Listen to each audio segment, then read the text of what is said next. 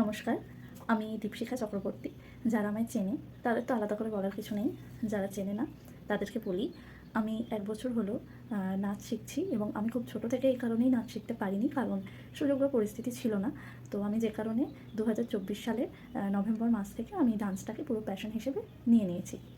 আমি mainly classical ডান্সটার উপরেই focus করি, আর তাছাড়া পাশাপাশি রবীন্দ্রনৃত্য, ক্রিয়েটিভ এগুলো তো রয়েছে, আলাদা করে বলার কিছু নেই। আর আমি ওয়েস্টার্ন যে বলিউডের যে কন্টেম্পোরারি যে ডান্সগুলো হয় ওগুলো আমি নিজেই ইউটিউব থেকে তুলি এবং আর কি ট্রেন্ডে থাকার একটু চেষ্টা করি, ওগুলো আমি নিজেই করি। এবার আসি আসল কথায়। ভিডিওটা একটু লং হবে, তবু বলবো দেখতে, কারণ বিষয়টা খুব মজাদার। তো যারা যারা ইন্টারেস্টেড অবশ্যই দেখো, শোনো কথাগুলো।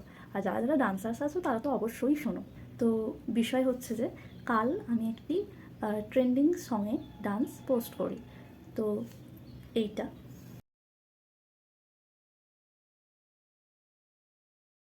এই গানটাতে আমি নাচটা পোস্ট করি। তো এখানে মেন সমস্যা হয়ে দাঁড়ায় আমার পোশাক। এখন দেখা যাচ্ছে তথাকথিত সমাজের কিছু উর্বর মস্তিষ্কের মানুষজন তাদের এই উর্বর চিন্তাভাবনা এই সমস্ত কিছুকে প্রয়োগ করতে শুরু করেছেন নৃত্যশিল্পীদের ওপরেও। যাই হোক, আমি নিজেকে শিল্পী বলবো না, এখন আমি সেই পর্যায়ে পৌঁছাইনি। যাই হোক, যেহেতু আমি ডান্সটা করেছি সেই সাপেক্ষেই আমি বলছি কথাটা। তো প্রথমত আমার বাড়িতে মোটামুটি সবগুলো ফোন থেকেই সাবস্ক্রাইব করা আছে, আমার মায়ের ফোন থেকেও সাবস্ক্রাইব করা আছে। তো আমি প্রথমে ভিডিওটা পোস্ট করি ইউটিউবে। তো তারপর সেটা আমি হোয়াটসঅ্যাপে স্ট্যাটাস পুট করি, তার কাছে নোটিফিকেশান যায় আমার সেই বাড়ির মানুষটির প্রতি। যে বিষয়টা ঘটিয়েছে সেটাই তিনি একজন আমার বাড়ির মানুষই, ভীষণ ক্লোজ একজন মানুষ আমার। তো স্ট্যাটাসটা দেওয়ার পর তারপরে আমার মাকে এরকম ফোন করা হয় এবং বলা হয় যে মা নাচটা দেখেছে কিনা। তো মা বলে যে না, এখনও আমি দেখিনি। তো মায়ের দেখা অবধি কিন্তু সে ওয়েটও করতে পারেনি, মায়ের এমনি ফিডে চলে আসে, সাবস্ক্রাইব করা থাকলেই ফিডে অটোমেটিক্যালি চলে আসে, ব্রাউজ ফিচারে চলে আসে। ও যে নাচগুলো পোস্ট করে তুমি দেখো, সব দেখো? হ্যাঁ দেখি। তো আজকের নাচটা কি তুমি দেখেছো? না দেখিনি। তো তোমাকে আমি পাঠালাম, তুমি দেখো। তো ১.৫ বছর ধরে আমি অনেক ডান্স আমি করেছি, পোস্ট করেছি। তো কোনো ডান্স নিয়ে কিন্তু কোনো ইন্টারেস্ট দেখানো হয়নি, যতটা এই ডান্সটাকে নিয়ে হঠাৎ করে দেখানো হলো ইন্টারেস্টটা। আমি একটা ভীষণ মিডল ক্লাস ফ্যামিলি থেকে বিলং করি এবং আমাদের বাবা মায়ের চিন্তা ভাবনাগুলোকে আমরা পরিবর্তন করতে পারবো না, সেটা আমি খুব সেন্সিটিভ একটা জায়গাতে রেখে দিলাম। কিন্তু এই কাজটা যে করেছে তিনি একজন ভীষণ উচ্চশিক্ষিত সরকারি চাকরিজীবী একজন মানুষ। ১.৫ বছর ধরে আমি তো অনেক নাচ পোস্ট করেছি, সেগুলো নিয়ে কোনো ইন্টারেস্ট দেখানো হয়নি। তো প্রথমেই এটা বলা হয়, বিষয়টা কেমন মজাদার দেখো, যে আমিও সব নাচই দেখি, আমি কোনো কিছু নিয়ে কিছু বলিনি, কিন্তু আমার এটা খুব চোখে লাগলো। মানে বিষয়টা হচ্ছে মানুষটি আমার সব নাচ দেখে, কিন্তু কোনো রিয়্যাক্ট, কমেন্ট, শেয়ার, সাপোর্ট কোনোটাই করে না। কিন্তু মানে নাচের ব্যাপারে তার কোনো নলেজও নেই, ইন্টারেস্টও নেই, আমাকে নিয়েও তার কোনো ইন্টারেস্ট নেই। কিন্তু আমার এই বিষয়টা তার মাথাটাকে বা তার শরীরটাকে হঠাৎ নাড়া দিল। সে খুব এক্সাইটেড হয়ে গেল আমার এই ডান্সটা দেখে। তার সাথে আমার না কোনো যোগাযোগ আছে, না কোনো রকম কোনো কানেকশান আছে, না সে তার বাড়িতে আমাকে ইনভাইট করে। তার বাড়িতে গেলে তার বাড়ির মানুষজন যখন ভীষণ রুড বিহেভিয়ার করে, তাদের এগেনস্টে দাঁড়ানোর বদলে সে উল্টে বলে যে you should go from here, you should leave this place, মানে আমার সেই জায়গাটা ছেড়ে দেওয়া উচিত। তো সেই রকম একটা মানুষ। তো এই ১.৫ বছরে আমি ২টো স্টেজ শো করেছি, সেখানে তার গিয়ে স্টেজ শোগুলো দেখার কোনো ইন্টারেস্ট হয়নি, বা আমাকে মেকআপ করে কেমন দেখতে লাগছে দুটো কমপ্লিমেন্ট দেওয়ার ইন্টারেস্ট হয়নি।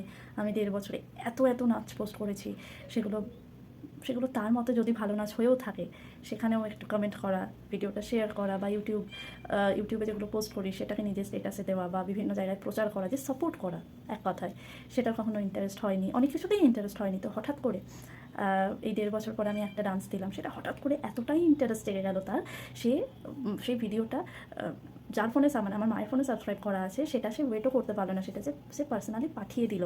সে এতটাই এক্সাইটেড হয়ে গেছে। ড্রেসটা কিছুই ছিল না, ড্রেসটা ছিল একটা ট্যাঙ্ক টপ, নর্মাল একটা ট্যাঙ্ক টপ, আর তার সাথে একটা স্কার্ট, মানে আমার যেহেতু শর্টস ছিল না, মিনি স্কার্ট ছিল না, আমি যে কারণে একটা ওড়না দিয়ে একটা ক্রিয়েটিভিটি দেখিয়েছি, ওটা আমি হ্যাক দেখেছিলাম ইউটিউবে, ওড়নাটাকে আমি স্কার্টের মতো করে জাস্ট পরেছি। এটাই ছিল পোশাকটা। তো আমার এতদিন আমি ডান্স করছি, আমার কখনো মনে পড়ে না আমি ইন্টেনশনালি আমার ক্লিভেজ শো করেছি বলে বা নেভেল শো করেছি বলে আমার মনে পড়ে না। হ্যাঁ, হয়তো একটু নাচতে গিয়ে একটু শাড়িটা নেমে গেল বা পেটিকোটটা একটু লুজ বাঁধা হয়েছে, হয়তো নেমে গেল, সেগুলো হতে পারে, বাট ইন্টেনশনালি করিনি। তো সেই পোশাকটা নিয়ে চর্চা করা হয় এবং কনস্ট্যান্টলি সে তো নিজে উত্তেজিত হয়েছে, কী কারণে হয়েছে আমার কাছে কিন্তু কোনো কারণ নেই, কোনো রিজন আমি খুঁজে পাচ্ছি না। তো সে তো নিজে যা হয়েছে এবং কনস্ট্যান্টলি যে মানে আরেকটা মানুষকে ম্যানিপুলেট করা বা উত্তেজিত করার চেষ্টা করা হয়েছে। তো বিষয় হলো, তোমার একটা মানুষের সাথে যোগাযোগ নেই, কন্ট্যাক্ট নেই, তুমি তাকে পছন্দ করো না, তুমি তাকে দেখতে পারো না, সহ্য করতে পারো না, অথচ কিন্তু সার্ভিসের টাইমে সার্ভিস নেওয়া হয়ে গেছে, যা যা মোটামুটি যা হয়, প্রয়োজনের সময় মানুষ প্রিয়জন হয়ে যায়, আমি সেটাও মেনে নিলাম, ঠিক আছে। তাহলে তোমার এই মুহূর্তে তোমার যে মানুষটার প্রতি কোনো ইন্টারেস্ট নেই, তাহলে তার ডান্স নিয়ে কোনো ইন্টারেস্ট নেই, তুমি তাকে কখনো সাপোর্ট করো না, এবং তুমি তাকে বলো যে প্রথম প্রশ্ন হচ্ছে নিচে কী হবে, এটা হচ্ছে প্রথম প্রশ্ন। দ্বিতীয় প্রশ্ন থাকে যে ওই তো, দ্বিতীয় কথা থাকে ওই তো কাজ, ওই তো ধেই ধেই করে নাচা, এটা হচ্ছে তার ল্যাঙ্গুয়েজ, একজন উচ্চশিক্ষিত সরকারি চাকরিজীবী মানুষের ল্যাঙ্গুয়েজ। তো যাই হোক, তো সেগুলোও মেনে নিলাম। আরও অনেক নোংরা নোংরা কথা শুনতে হয়, সেগুলো তো নাইবা বললাম। যারা এখানে ডান্সার্স তারা প্রত্যেকেই জেনে থাকবে কী কী কথা আমাদের শুনতে হয়। তো এগুলো থাকে তার কথা। তার মোদ্দা কথা হচ্ছে, তোমার একটা মানুষকে যখন পছন্দ নয়, তুমি তাহলে সে কী পরে নাচছে, সে কী পরে কোথায় যাচ্ছে, এইগুলোতে কেন ইন্টারেস্ট, প্রথম কথা। দ্বিতীয় কথা, তুমি নিজে দেখছো, ভালো কথা, নিজে উত্তেজিত হচ্ছ, ভালো কথা, তুমি পাশের মানুষটাকে কেন ম্যানিপুলেট করছো, পাশের মানুষটার কেন তুমি খাচ্ছ? এটা তো তার মানে একটা মানুষের কতটা ফাঁকা থাকলে সে এগুলো চিন্তা ভাবনা করা, এগুলোকে নিয়ে গসিপ করার মতো টাইম পায়। আমার তো এসবের কোনো টাইমই নেই।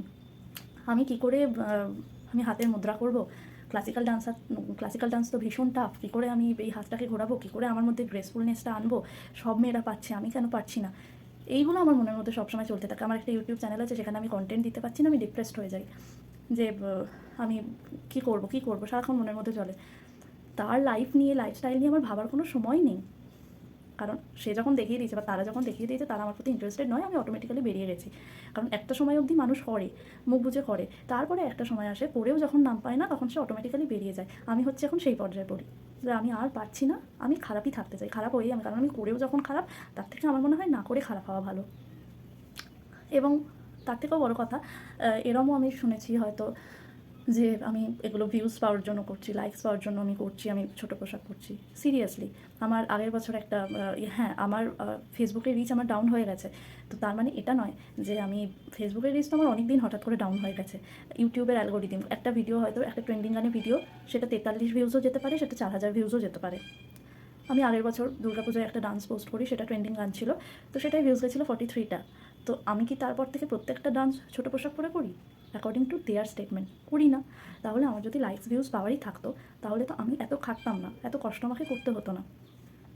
তো কাজেই একজন ডান্সারকে, একজন নন ডান্সার, ঠিক আছে, যার নাচের ব্যাপারে কোনো নলেজ নেই, কোনো ইন্টারেস্ট নেই, সে যখন পোশাক নিয়ে বলতে আসে, তো তাকে একটা কথাই বলবো যে দেখো, আমি যেমন একটা ক্লাসিক্যাল নাচে একটা লং ড্রেস পরবো, একটা রবীন্দ্রনৃত্যে আমি যেমন একটা শাড়ি পরবো, তেমনই একটা ওয়েস্টার্ন ডান্সে আমি শর্ট স্কার্টও পরবো, জিন্স টপও পরবো, বা আদার্স কোনো পোশাক পরলে সেটা থাকলে সেটা পরবো।